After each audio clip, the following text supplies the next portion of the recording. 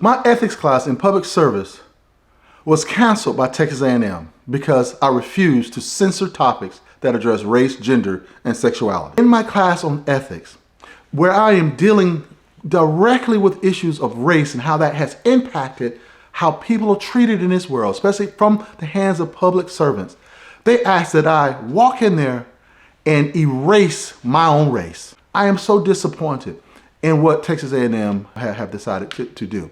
I have always told all my colleagues, anyone who want to listen, to be honest, to be forthright. In these times where universities want to censor, that we should be transparent. We should make certain that we give an accurate picture of what's happening in our classes so that the public would know, our administrators would know, our students would know what's going to be covered.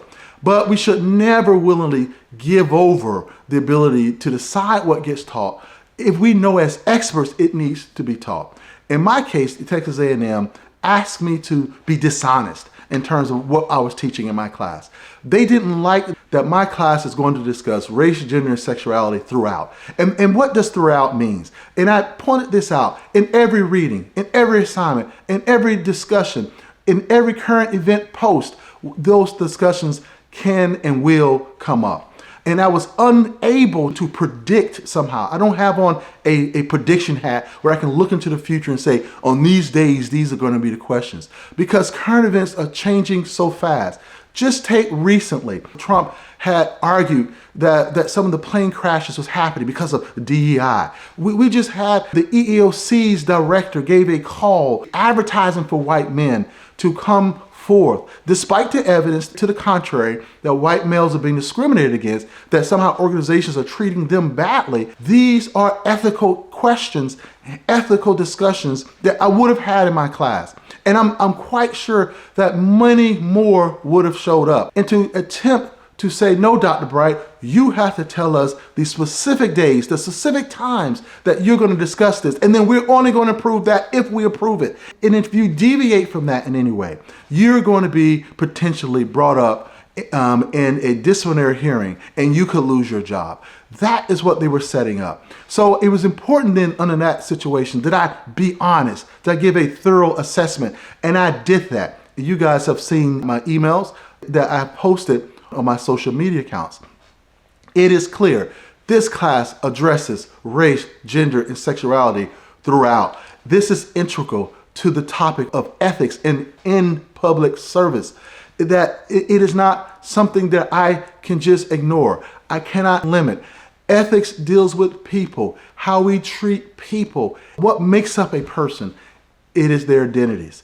And then in response to that honest assessment, Texas A&M then decided that they were going to fix up a narrative, that they were going to be dishonest themselves in terms of what my response was, and then claimed that I refused to be clear and paint a narrative that the policy requires certain things when it does not address how they make these decisions, which is one of the reasons why we believe it is unconstitutional. It is too vague. It allows any decision that they wish to make, anything that they wish to point out, any narrative they want to build, they can point to a vague policy that says nothing and gives them complete power to fill in all the details.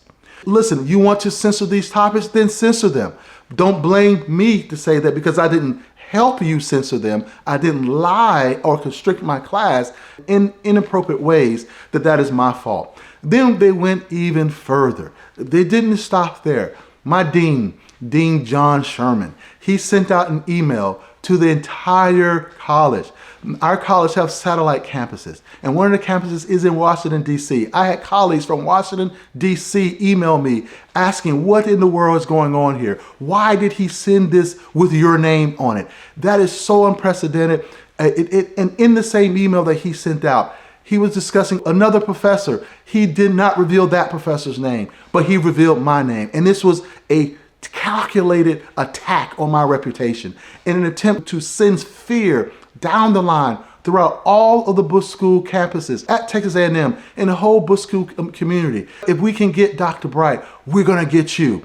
And it's a chilling message that they're trying to send. And this is why it is important that we resist those messages, that we stand up for truth, that we tell our administrators and our deans that we will not stand for lies to be told, that we will not stand for threats that will lead us to underprepare the next generation, that we will mischaracterize and what our classes are about, or be giving talking points the state or some political group want to be told. I am thankful that this narrative has not landed. I've received countless number of emails and letters of support where people see through what they've attempted to do, but it's not going to stop them from continuing it. I am still in this fight.